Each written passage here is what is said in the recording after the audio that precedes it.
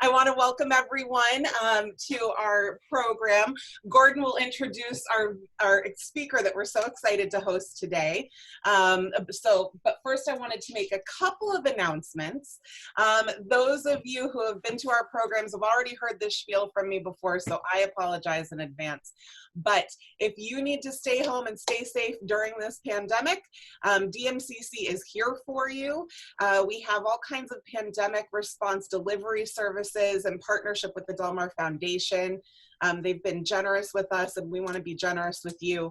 If you need any of the supplies, essential supplies you need for the pandemic, face masks, toilet paper, hand sanitizers, household disinfectants, we can deliver those items to your door. We can also do your grocery shopping for you and deliver your groceries to your door. The only thing you need to be eligible for those services is 65 years or older or disabled and a resident of the 92014 zip code. In order to access those services and enroll, you just need to visit dmcc.cc/COVID-19. That's dmcc.cc/COVID-19. All of our services are totally free because we have a very loving neighborly community. I also wanted to announce the next couple of programs coming up that you might be interested in. On Thursday at 2:30 p.m., we're doing another edition of Meet Libby with the Del Mar Library. They're going to do a tutorial to show you how to check out items from the library online with your e-reader. So you can check out books, magazines, music, etc. Using the Libby app, and Polly Ciperone and one other staff member of the library will walk you through how to do that on Thursday at 2:30. Later that day at 6 p.m., we're going to try Zoom Sports Watch. What is it, Lakers and Clippers, Gordon? It is. Lakers and Clippers are playing. If you want to have that experience of watching with your friends at the bar, I think watching over Zoom is the closest you can get. So we're going to try Sports Watch over Zoom for that game at 6 o'clock on Thursday. Put it on your TV and meet on your computer, and Gordon will be there. What do you think? You'll have a beer in hand, Gordon? I hope so. So you should do the same. If you need the login information for any of our programs or the registration information, that can always be found. You don't necessarily have to find the email at the bottom of your inbox. Go to dmcc.cc/calendar. That's dmcc.cc/calendar. And you can find the login information for those programs and other programs. We have other historical programs coming up. Larry Brooks is going to talk to us about another fun Del Mar thing next month, so look for that in your newsletter. Okay, and I'm going to shut up and hand it over to Gordon. Well, thank you, Ashley, and welcome, everyone. I want to first credit Pat Jacoby, whose idea this was. I was just the fellow who went out and found the brilliant young historian to pull it off. So I'm glad that we're all here together. I believe that we can learn from history. I believe we're foolish if we don't. I could have been a historian, but somehow sociology captured me. But we have today Claire Edington, who teaches history at UCSD. She's going to speak to us on lessons from previous pandemics, in particular the 1919 Spanish flu. Claire is an authority on the Spanish flu epidemic and on other such episodes in history. She is also the author of a book, Beyond the Asylum, Mental Illness in French Colonial Vietnam. Did I get that right, Claire? You did, yeah, thank you. Thank you. So we're really delighted. We're going to ask you to speak for 20 minutes or less, followed by questions from the assembled group. Thanks to all of you for coming. And Claire, take it away. Thank you, Gordon, for the really kind introduction, and special thanks to Ashley as well for organizing us today. Oh, you're so welcome, Claire. And I wanted to remind everybody that they're on mute, but if they have questions for you, okay, keep them in mind because you're going to answer questions after your presentation. Absolutely. Yeah, thank you all for being here. It's really great to have such an audience.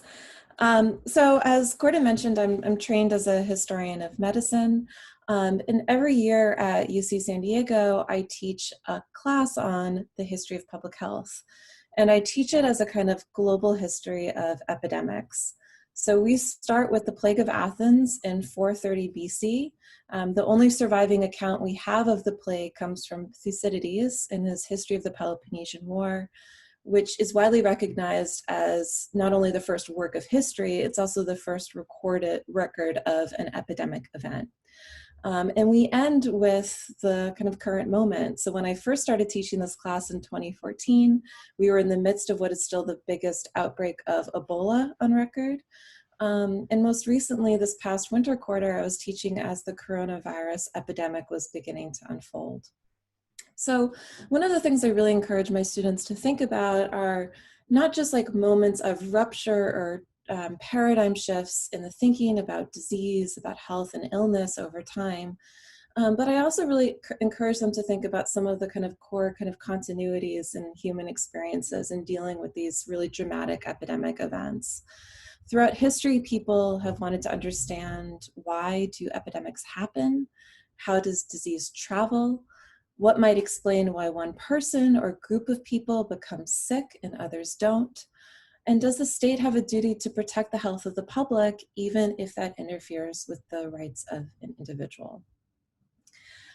So what I'd like to do today is to provide some historical perspective on the coronavirus outbreak and our response to it. But I also, towards the end of the talk, want to meditate on what I think is the kind of the broader role of history and the historian in particular, and what we can offer to policymakers and public health professionals working to contain this crisis right now. So with that, I'm gonna go into share screen. I have a few slides prepared that I hope kind of give some kind of like texture to the story I'm going to tell you today. Okay.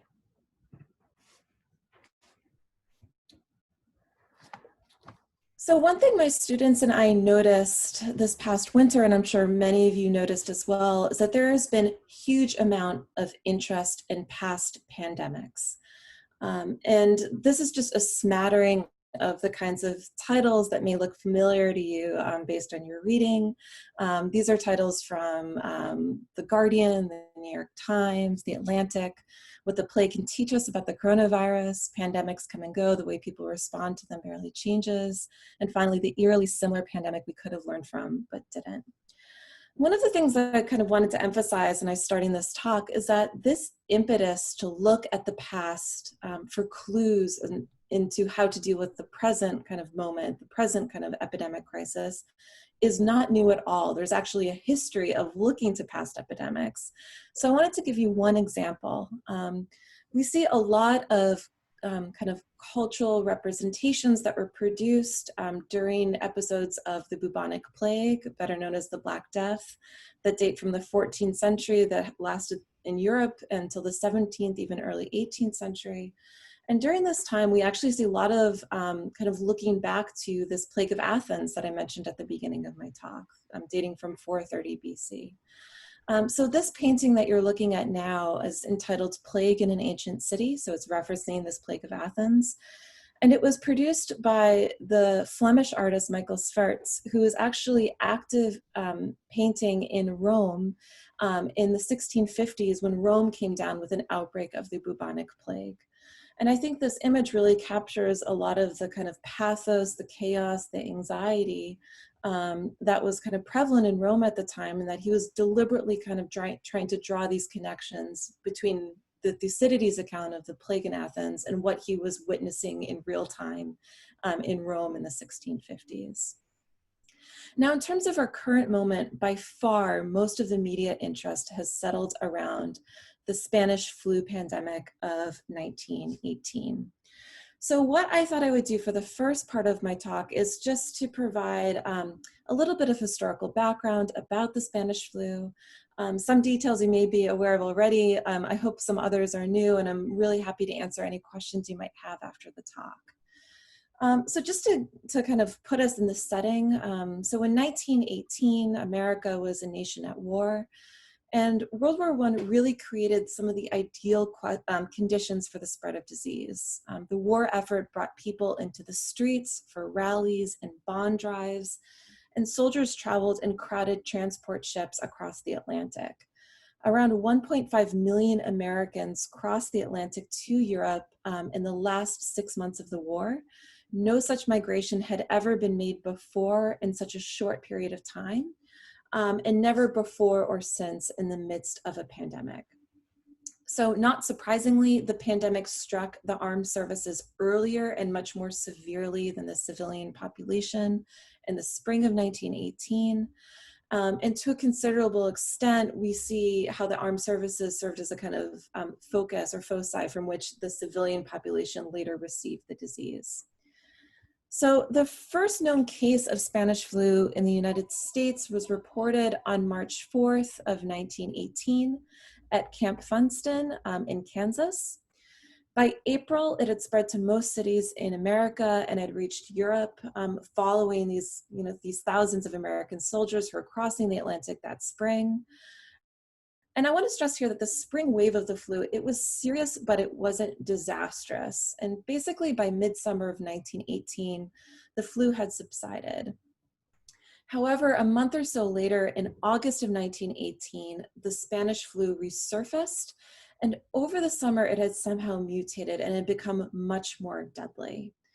So what happens in August of 1918 is that you have Spanish flu outbreak happened explosively in 3 cities at the same time that are located thousands of miles apart. In Freetown, Sierra Leone on the west coast of Africa, in Brest, France, and also in Boston, Massachusetts. And this really inaugurated the second major wave of the Spanish flu.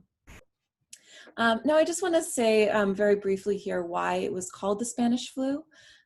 So Spain did suffer its own devastating outbreak of the flu earlier that summer in May or June in 1918, but because it was a non-combatant in World War I, it did not censor news of the epidemic that was cutting through its population, and so it was therefore incorrectly identified as this place of origin.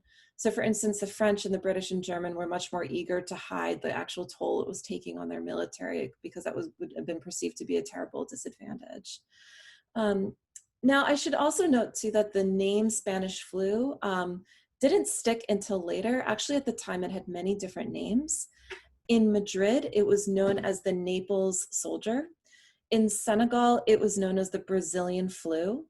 In Brazil, it was called the German flu. The Poles called it the Bolshevik disease, and the Persians thought the British were responsible. So one thing I want to emphasize here is Trump's use of the term Wuhan virus or Chinese virus. It's part of a much more kind of long-standing strategy of basically using locality, right, as a source of origin of a disease as a way to ascribe blame for disease. Now, what happens in September of 1918 is we have the second wave of the Spanish flu move from the military population into the civilian population. So we have this major outbreak that happens in Boston, it moves down to Philadelphia, and quickly spreads down the eastern seaboard of the United States. It then started moving westward to Virginia and along inland waterways to Buffalo, Cleveland, Detroit, Chicago, Minneapolis, New Orleans. And then it finally moves across to the West Coast and it arrives in Southern California in October of 1918. Now, the US Public Health Service faced a number of challenges in stopping the spread of the epidemic. And I want to just describe very briefly a few of the most important challenges that were facing the US Public Health Service. The first is that influenza was not originally a reportable disease for civilians in most parts of the nation until after the pandemic was in full flame. The US didn't have a network of effective, well-financed federal, state, and local public health departments to put together what data did exist on influenza. So essentially, they didn't know the number of cases or where they were coming from. And this made it very difficult to provide any kind of accurate sketch of the impact of the epidemic on the US population. And this was moreover compounded by the shortage of doctors and especially nurses because of the war effort. The second major thing that was posing a major challenge to the Public Health Service was the state of medical knowledge at the time. Now, this is like during a period that's often referred to as the golden age of bacteriology. Researchers had recently developed vaccines for many bacterial diseases, for smallpox, anthrax, rabies, diphtheria, and meningitis, but doctors really found themselves powerless to stop the spread of influenza in the fall of 1918.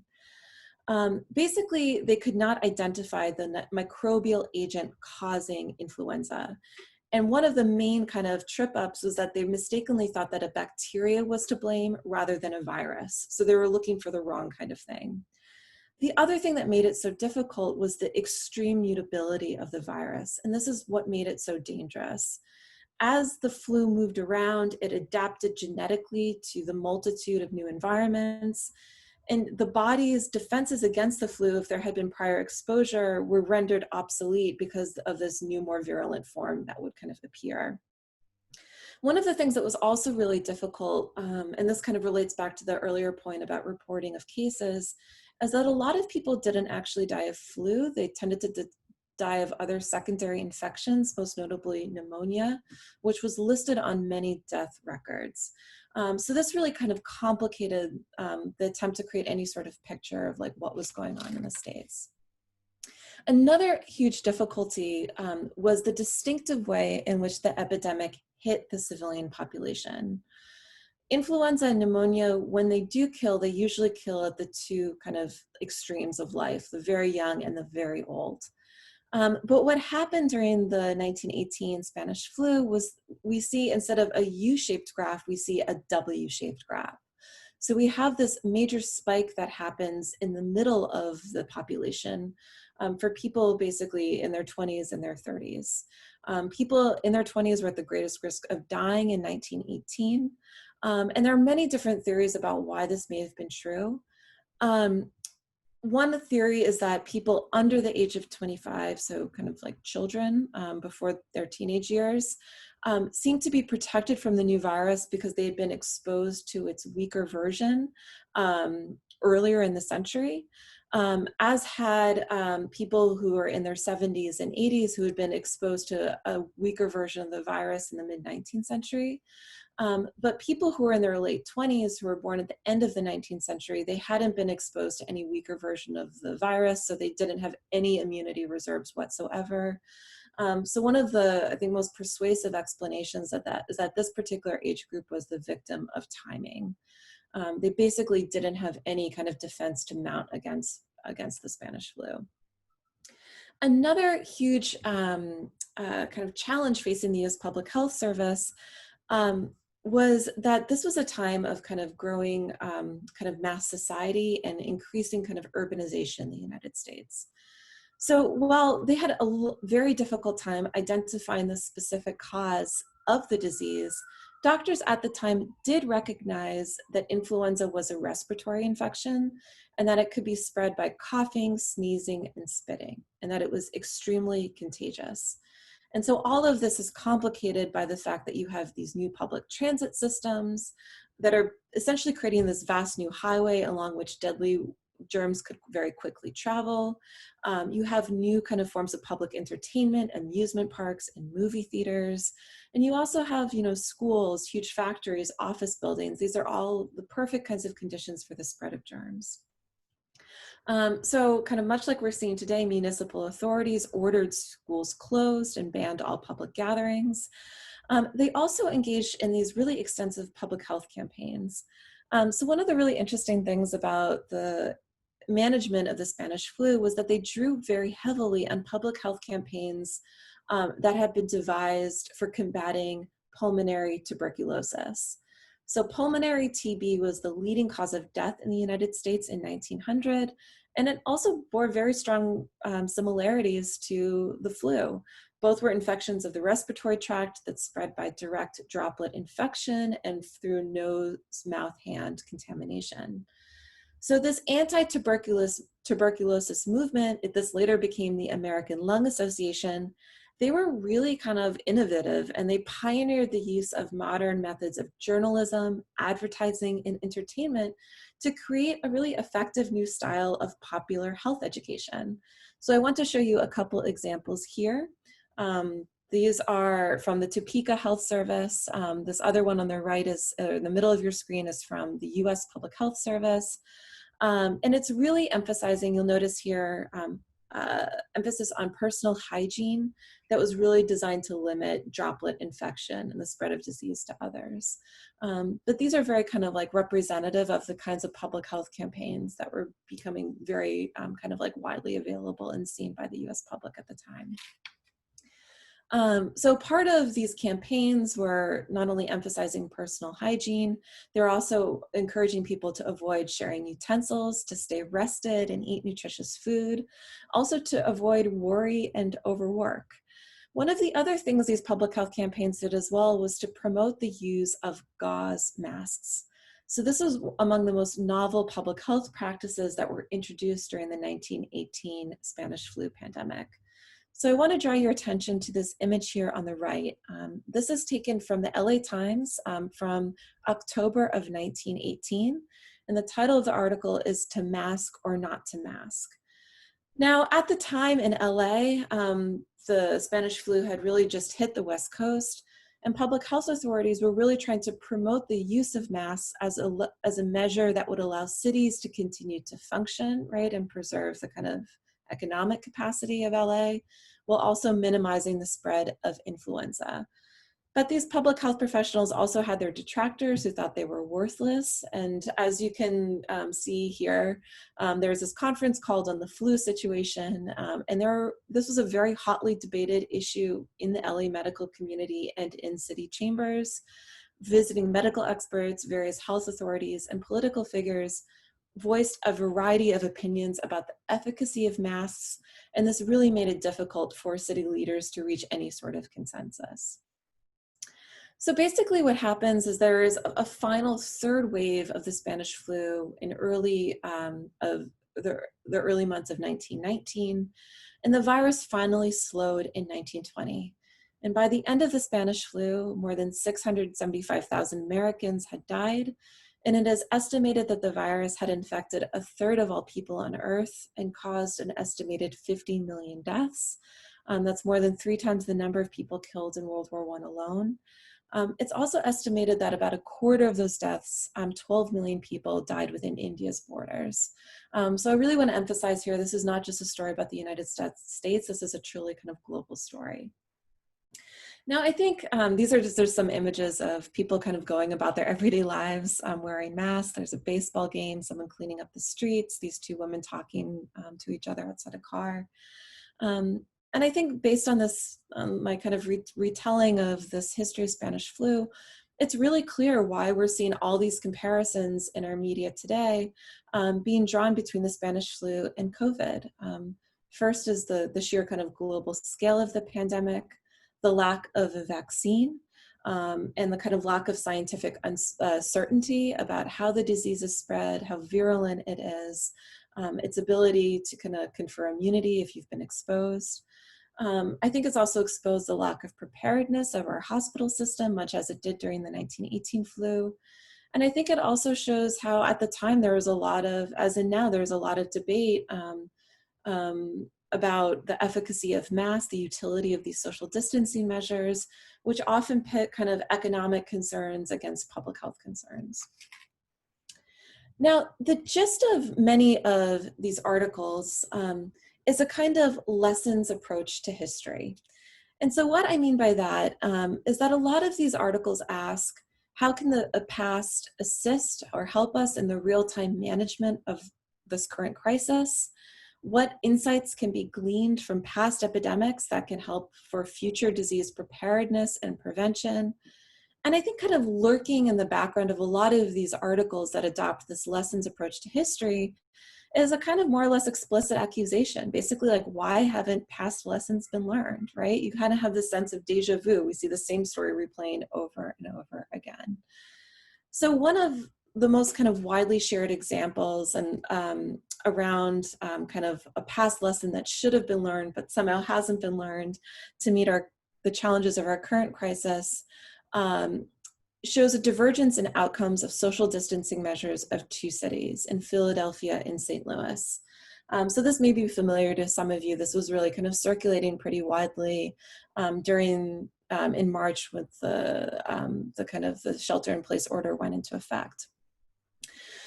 So basically what happens is in Philadelphia, this was in September of 1918, basically despite having some warning that the pandemic was coming, remember it had hit Boston first in August, the city did very little to prepare, and they basically went about as business as usual.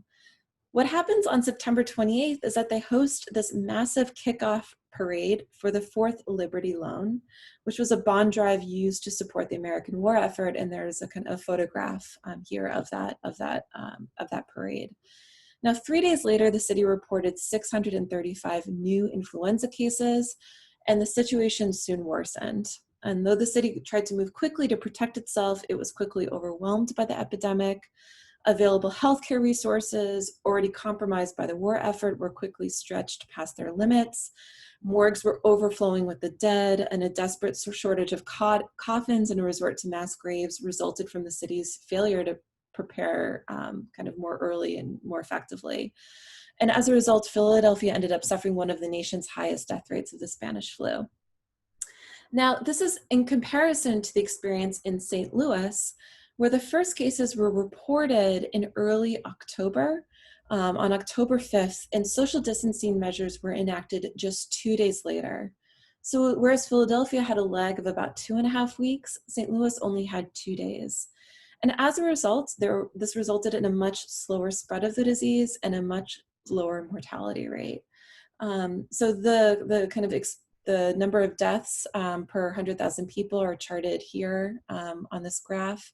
And you can see how St. Louis was in effect really able to kind of flatten the curve by putting in these more strict measures much earlier. Now, I find these kinds of lessons very interesting and really helpful, but at the same time, I actually don't think they take full advantage of the toolkit that historians can offer policymakers.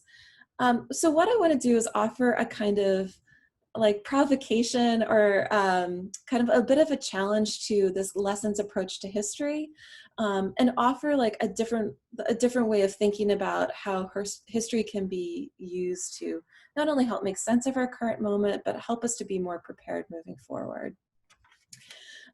So what I wanted to pose here is kind of what is the problem with a lessons approach to past epidemics? So one of the things that comes across really clearly in a lot of really kind of classic works in the history of medicine, the history of public health, is tending to talk about epidemics as almost following the format of a play that proceeds in 3 acts.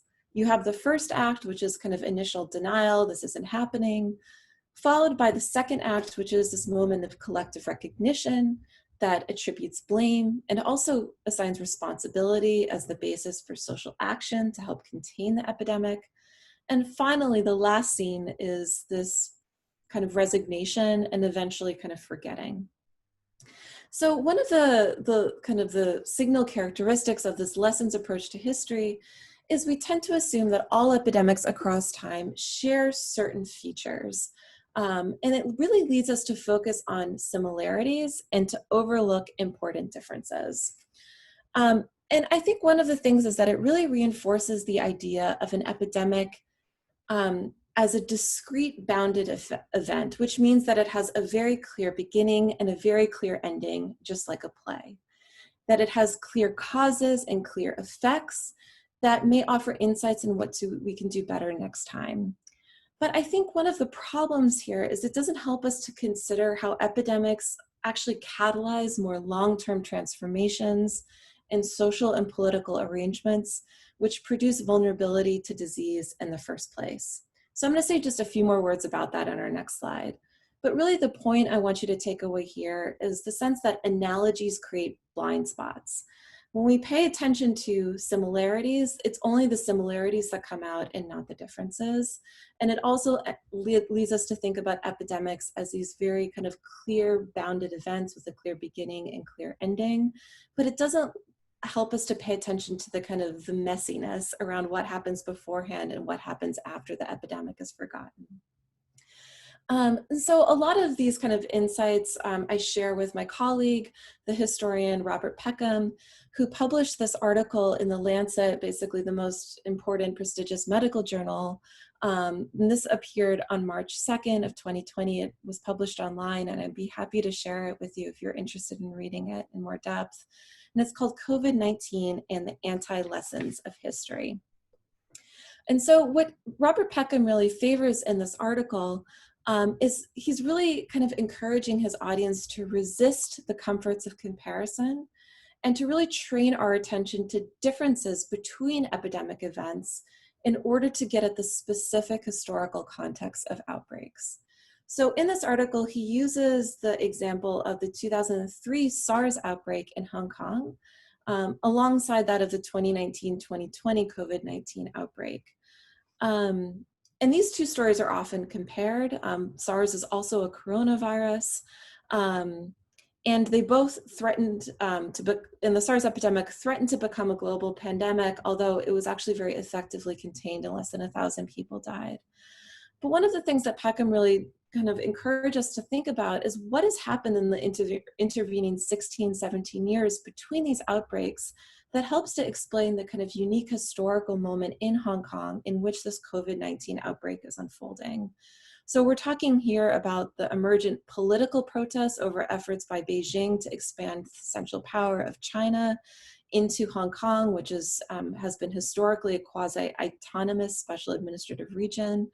And this has really led to an erosion of trust in the government, and also an opportunity for greater kind of surveillance of the public, and especially these kind of demonstrations and protests that are happening in Hong Kong today. So here I think you really see a convergence around concerns both to contain the disease, but also concerns to contain this kind of incipient political movement that has really gained steam over the last year. So that's the kind of the first way I think we can move beyond a lessons approach to history by not only paying attention to similarities, which is important, but also equally paying attention to differences. Another thing that I would really encourage us to do is to look at how responses to past outbreaks have also shaped our present day expertise, our institutions, even our landscapes, and how they remain embedded in public memory. So instead of just trying to think about what does the Spanish flu in particular have to offer kind of a way of thinking deliberately about coronavirus, how does it help us to think about kind of more long-term kind of conversations that have been having in this country around health insurance and around specifically, for instance, the rise of anti-Asian racism. This also happened during the third wave of the bubonic plague, which reached San Francisco in 1899, 1900. And how epidemics historically have stoked anxieties and fears which tend to marginalize and stigmatize communities of color. I think these are all things that are really kind of reminiscent of our current moment right now. We could also look beyond the Spanish flu, for instance, to thinking about the role that 19th century cholera epidemics played in laying the foundations of our modern public health infrastructure.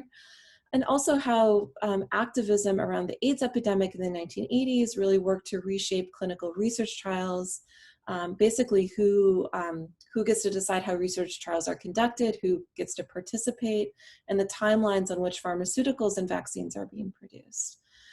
So I think there are these, we can look beyond Spanish flu to look to other epidemics, which really kind of have shaped our present moment in really, really crucial ways. And I'm happy to talk about that more in the Q&A.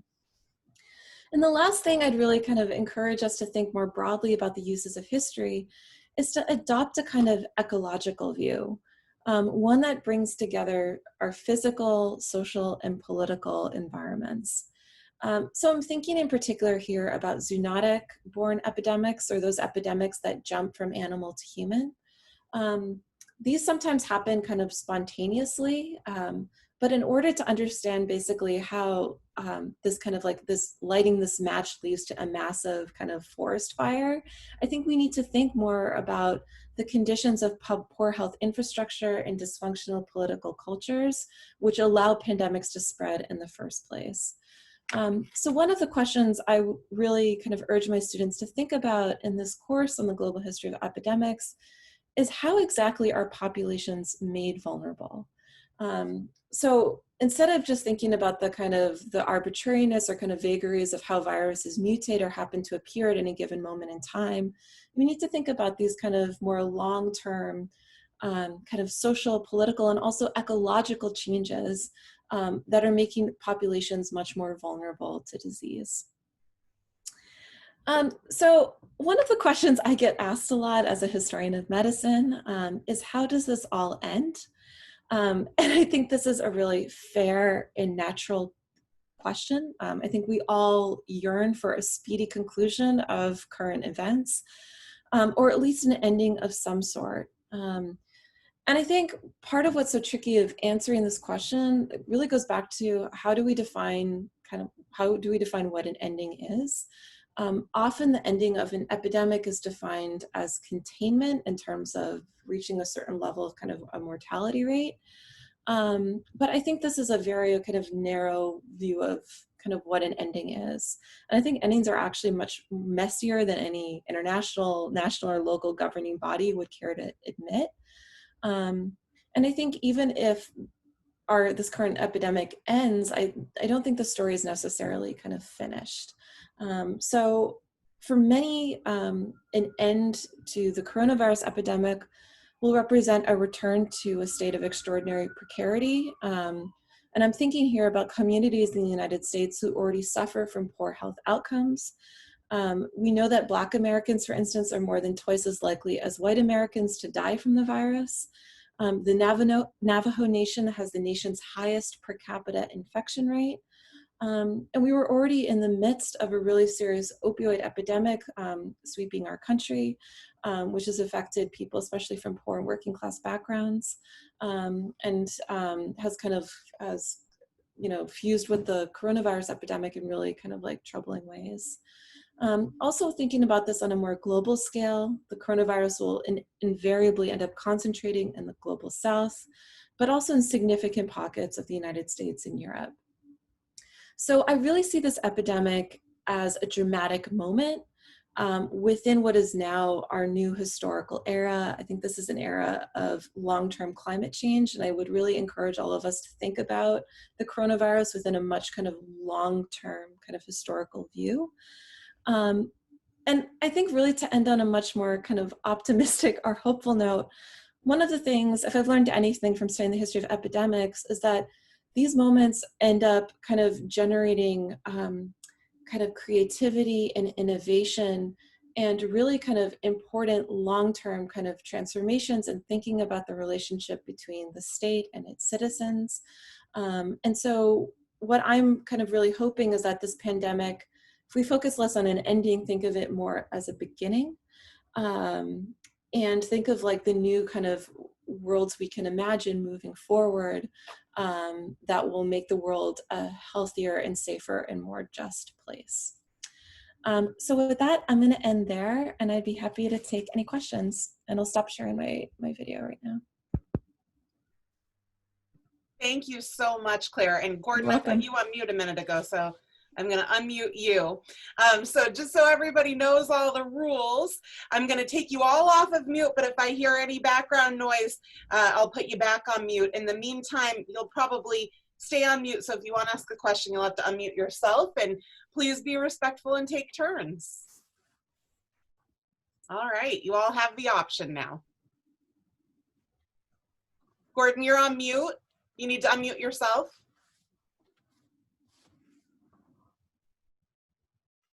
Thanks, Claire. I'm Sure. I'm curious to know how this thing is affecting your students.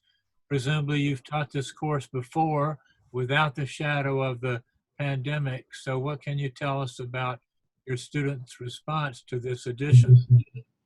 Sure. So I was teaching this past spring quarter when UCSD went completely remote. I was teaching a class on the history of tropical medicine and colonial public health. Um, and what was really interesting about my experience teaching that class was both a history of medicine, but also a history of race. So seeing kind of both kind of the racial protests happening in this country now alongside the COVID epidemic, I think for my students, they're able to kind of put these events together in a new way, in a much more kind of long-term historical view. In terms of how it's impacting my students, you know, a lot of our students at UCSD are first generation college students. They come from low income working class backgrounds. Many times they're moving back home to situations where they're sharing room spaces with siblings, with large families, with grandparents, and it's really difficult for them to find the privacy, the time, the space to kind of focus on their studies. So one thing I've been really, and a lot of them don't necessarily have regular access to a stable wireless connection, to laptops. So it's really, I think, posed a huge challenge to our students, and one that I think is exposing a lot of kind of inequalities within our student body. So that's something I know that me and a lot of my colleagues are trying to be really mindful about, and as we're designing our online teaching, is how to kind of maximize the chances for our students to succeed amidst all of these like really kind of serious challenges. A lot of them, their parents have lost work, so they've had to kind of search for jobs, or they've lost their second source, their own sources of income. And I think it makes it really difficult to kind of to focus on their studies. And obviously they're all looking forward now to, many of my students who are graduated, the kind of real absence of a job market. I think they're really feeling this kind of sense of precarity. And I think this is going to be, you know, like I said at the end of my talk, like, you know, even if the coronavirus epidemic, you know, finally comes to a conclusion, I think there's going to be these kind of more long-term challenges about how to get this generation of kind of millennials basically on their feet. Thank you. Who else has a question or a comment? Well, we got one over the little chat feature from Carol. And Carol wanted to know, can you please speak more about the relationship between climate change and zoonotic disease? Oh, sure. It's a great question. So one of the things, so I focus most of my research is on Vietnam. And that was one of the hotspots of the avian flu epidemic, where we're seeing a lot of kind of movement from kind of bird or chicken populations into human populations.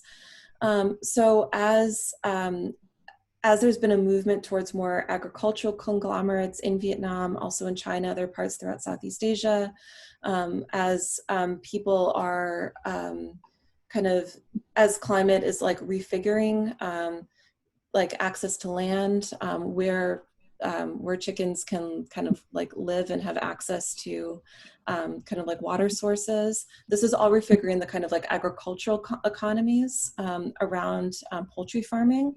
And this has meant that there have been more kind of incidents of like moves from kind of from poultry into human populations.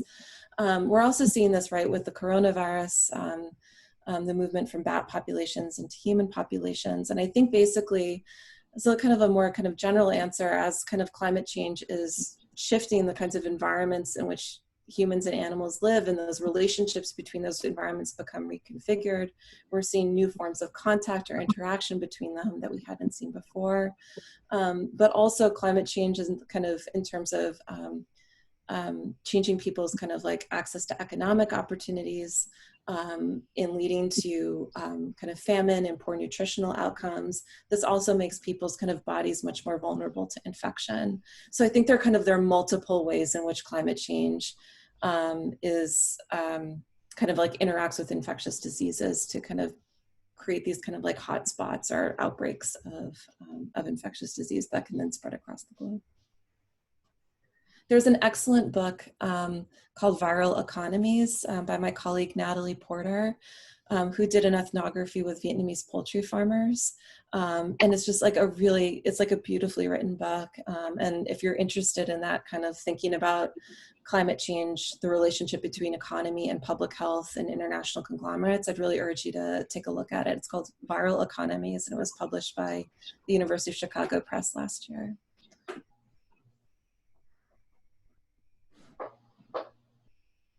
All right, does anyone have a question? Because we have another one from the chat, but I want to give somebody a chance to ask their own question. Is it Arlene and David? Oh, let's see. Arlene and David, are you on mute? Yeah, you're on mute, guys. There you go. Okay. You can hear us now. Yes. Okay. Hi. I have a question about zoonoses. It seems to me there's an endless ability of a transformation of zoonoses to become infective for people. I mean, and it must be very, very close. I read someplace that, for example, you can immunize a dog against distemper by giving him human measles immunization. So the measles and dog distemper are so close that I didn't know that. Huh. immunize themselves. Now, it seems to me, why wouldn't, let's say, the analysis, a more in-depth analysis of poultry farmers yield all kinds of antibody productions against hundreds of different kind of zoonoses that they're regularly exposed to and are able to overcome, and use that as a gateway to finding a shortcut to attack the current zoonosis, since this was a transfer from other animals. Yeah, I mean, I think this is one of the kind of enduring, I'm not sure I would say like attention, but like one of the kind of enduring questions in public health is to what extent do you focus on the kind of basic scientific research, right? To figure out how do diseases mutate, how are they transmitted, how do forms of immunity kind of develop, right, in the human body? And then on the other hand, you have these much more kind of collective social responses, so that even if diseases end up mutating or jumping from an animal to human population, we have like the tools and practices and preparedness ready to go so that it doesn't kind of end up spiraling into a global pandemic. So for me, I mean, there have been moments in time where people have said we've got to do one and not the other. I think both are really essential. And so I think your point is really kind of important, is like looking at, you know, at the same time we're looking at like kind of broader like climate change policy and how kind of global economies are becoming reconfigured. I think we also need to pay attention to kind of pursuing these kind of basic scientific research about the mechanisms of this disease, of these diseases, and how they produce kind of how they can like they kind of make certain bodies more vulnerable than others, I guess. Thank you. Sure. David Paul coming out with those brain surgeon level questions. Some kind of brain surgeon or something. Judy, you're on mute. You need to unmute yourself. You're unmuted on my end, so you need to click the little microphone in the bottom left. There you go. Got it. Thank you. I actually had a question about the mutation process, in that you mentioned that the Spanish flu in the summer, in the first summer, when things did, like most flus, did tend to abate, and then it came back. Were there other epidemics that did that, and was there any way, were there ways that in other epidemics, governments were able to prepare for those kinds of, after this pause or hiatus for this kind of explosion that could happen? That's a really good question. So you're asking if there's been another epidemic for which we've seen a mutation of the virus. Yeah, I mean, I think I mean, one of the things that's really hard, and this is like a whole kind of field of like kind of genetic kind of archaeology, is trying to recreate past viruses. So to figure out kind of like what exactly was the bubonic plague or the plague of Athens, kind of rely, in this case of the plague of Athens, they discovered all these like skeletons underneath an Athens train, like subway station. And they were using people's teeth basically to try to figure out what exactly it was. So I think partly your question is really interesting, because I think people are trying to figure out if our current viral diseases now are a mutation of earlier viruses, and part of that process is trying to reconstruct what those viruses were in the first place. So it's been really interesting over the last 15-20 years. The technology has just gotten a lot better of trying to kind of identify what these viruses are. So for the instance, in the case of Spanish flu, we know that it's a bird flu. It's an H1N1 disease. So I think that's kind of I think your question is kind of pointing us to think about to what extent can we identify what these viruses were in the past, and based on that, try to think of like kind of future preparedness. Thank you. All right. Steve asked over chat, is it known why the 1918 flu disappeared? Were so many people infected that herd immunity kicked in? That's a really good question. I don't know the answer in terms of herd immunity. My sense from what other historians have written is that it had basically, because it had affected so many people at one period of time, it kind of lost new kind of like ground on which to mutate. That's why we end up seeing like this huge kind of explosion in cases in the fall of 1918. We have another kind of small ripple in 1919, and by 1920 it had gone down to zero, or no, it had gone like very low.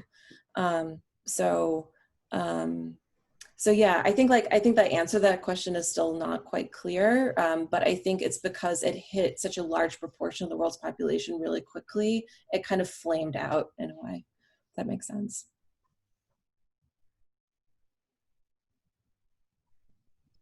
Anybody have any questions?